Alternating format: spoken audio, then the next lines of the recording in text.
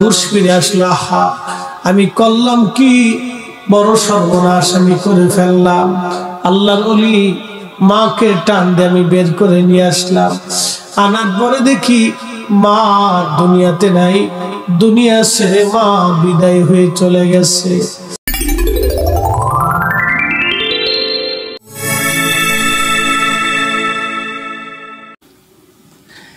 আল্লাহর একজন ওলি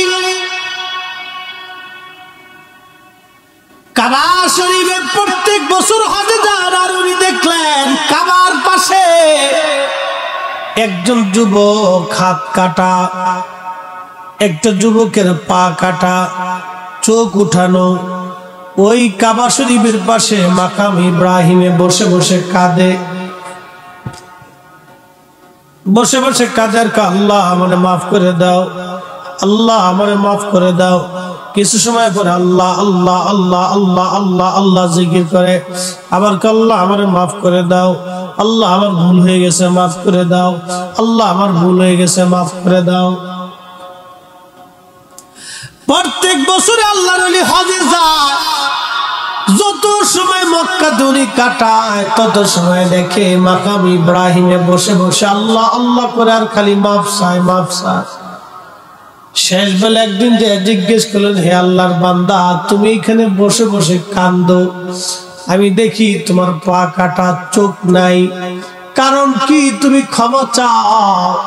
প্রত্যেক বছরই মাকাম ইব্রাহিমে তোমাকে দেখি, কারণ কি বলবানি? লোকটা চোখের পানি ছেড়ে দিয়ে বলে, হুজুর কে আপনি? বলে, আমি মুর্শিদ গিলুমানি। বলে, হুজুর কারণ কি? কি জন্য আপনি জিজ্ঞেস করেন?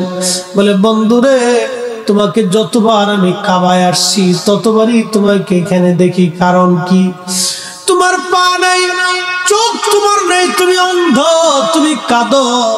আল্লাহর বান্দা বলবা কি? তোমার জীবনের কি ঘটনা ঘটেছিল? তখন আল্লাহর বান্দা কেঁদে দিয়ে বলে, হুজুর আমার জীবনের একটা ভুল আমাকে এখানে নিয়ে আসছে, কিন্তু জানি না রাব্বে কারীম আমার জীবনের গুনাহ মাফ করছেনি। বলে, বলো তোমার জীবনের ভুল কি? ওই লোকটি কেঁদে বলে, হুজুর আমার আব্বা জান ছিল কাঠুরিয়া, আমার আব্বা মারা গেলেন, তখন আমি মায়ের কোলের মধ্যে দোলনায়, আমার মা ইচ্ছা করলে আরেকটা বিবাহ করতে পারতেন, কিন্তু আমি সন্তানের দিকে তাকায় মা দ্বিতীয় স্বামী করেন নাই, দ্বিতীয় স্বামী গ্রহণ করেন নাই। আমার মা আমাকে নিয়ে জীবন সংসার চালাইতে লাগলেন। আমি বড় হলাম, বাবার কাজ কাঠুরিয়ার কাজ আমি ধরে ফেললাম, কাঠ কেটে বিক্রি করে কোন রকম সংসার মাকে নিয়ে চালাইতে লাগলাম। একদিন মা আমাকে ডেকে বললেন, বাসারে তুমি তো বড় হয়ে গেছো, তোমাকে বিয়ে দেওয়ার দরকার। এই জন্য আম্মা জান আমাকে পাত্রী দেখে বিবাহ দিলেন। হুজুর বিয়ে হয়ে যাওয়ার কিছুদিন পরে সংসারে ঝামেলা লেগে গেল। আমার বিবি আমার মাকে সহ্য করতে পারে না, মাঝে মধ্যে ঝগড়া হয়। ঝগড়ার একটা পর্যায়ে আমি সমাধান করার চেষ্টা করি। হুজুর আমি গরিব মানুষ, কাঠ কেটে কেটে আমি বাজারে বিক্রি করে কোন রকম সংসার আমি চালাইতাম। ও আল্লাহর ওলি, একদিনের একটা ঘটনা, আমি সকালবেলা ফজরের নামাজ পড়ে আমি আমার বিবি সাহেবকে বললাম, বিবি রে আমি জঙ্গলে চলে যাচ্ছি কাঠ কাটার জন্য, দুপুরের খাবারটা আমাকে জঙ্গলায় পৌঁছাই দিও।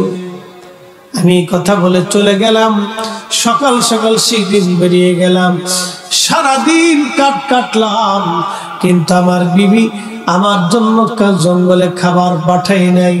সন্ধ্যা লেগে গেল, বাজারে কাঠ বিক্রি করে আমি বাড়ি ফিরে আসলাম বাজার সদাই করে। এসে দেখি বিবি ঘরের এক কোনায় বসে আছে। জিজ্ঞেস করলাম, বিবি কি রান্না করেছো, খাবার দাও, সারাদিন আমি বড় ক্ষুধার্ত। বিবি বলল, আজকে কোনো রান্না বান্না করি নাই। হুজুর সারাদিন আমি ক্ষুধার্ত ছিলাম, যখন বলছে রান্না বান্না করি নাই তখন আমার মেজাজ চটে গেল। জিজ্ঞেস করলাম, বিবি কি জন্য তুমি রান্না করো নাই? বলে তোমার মা প্রত্যেক দিন আমার সঙ্গে ঝগড়া করে, আজও ঝগড়া হয়েছে। যদি তোমার মা সংসারে থাকে আমি থাকবো না, আমি থাকলে তোমার মা সংসারে থাকবে না। ওই লোকটি কাদের বলে হুজুর শয়তান আমাকে পেয়ে বসলো, আমার জীবন ধ্বংস করে দিল শয়তান, এমন ভাবে আমাকে পেয়ে বসলো আমি বুঝতে পারি নাই। শয়তানের প্ররোচনার মধ্যে পড়ে গেলাম। বললাম বিবিরে বলো মা কোন জায়গা আছে। আমি আমার বিবি বললেন ঘরের ওই পাশে কাঠের মধ্যে আগুন দিয়ে মা আগুন তাপাইতেছিল, আগুনের পাশে বসেছিল রাত্রিবেলা শীতের মধ্যে। আমি দ্রুত গতিতে খুব উত্তপ্ত মেজাজ নিয়ে মায়ের দিকে গেলাম। মা আগুনের পাশে বসেছিল, আমি পিছন দিক দিয়ে যে মায়ের পিঠের মধ্যে লাথি কষে মারলাম। একটা লাথি মারার সঙ্গে সঙ্গে মা আগুনের মধ্যে ছিটকে আগুনের মধ্যে পড়ে গেল। হুজুর মা যখন আগুনের মধ্যে পড়ে যায়, আল্লাহর ওলি রে, আমি তখন আমার হুঁশ ফিরে আসলো। আহা আমি করলাম কি বড় সর্বনাশ আমি করে ফেললাম। আল্লাহর ওলি মাকে টান দিয়ে আমি বের করে নিয়ে আসলাম। আনার পরে দেখি মা দুনিয়াতে নাই, দুনিয়া ছেড়ে মা বিদায় হয়ে চলে গেছে। হুজুর আমি পাগল পারা হলাম। যেই জননী ছোট্ট কাল থেকে আমাকে বড় করে তুললো, আজকে বিবির প্ররোচনায় ক্ষুধার যন্ত্রণায় আমি অভাবের তাড়নায় আজকে মাকে লাথি মেরে আগুনের মধ্যে ফেলে দিলাম। হুজুর বিশ্বাস করেন আমি আমার মাকে জানাজা পড়াইলাম, কবরস্থ করলাম। কবরস্থ করার পরে আমি যেই বিবির প্ররোচনায় মাকে লাথি মেরেছিলাম, চিন্তা করলাম না এই বিবি আর ঘরে রাখবো না। বিবির সাথে আমার তালাক হয়ে গেল, সারাসারি হয়ে গেল।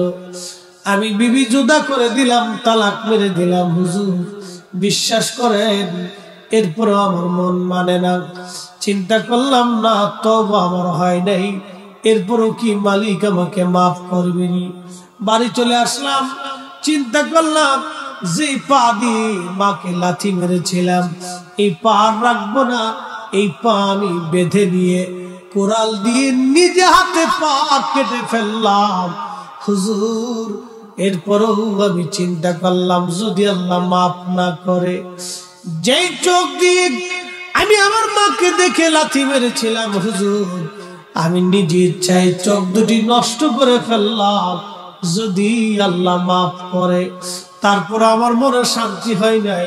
আমি মাকাম ইব্রাহিমে বসে বসে কাঁদি, যদি আল্লাহ ক্ষমা করে, কিন্তু এখনো শান্তি পাই নাই। মাফ হইছে কি?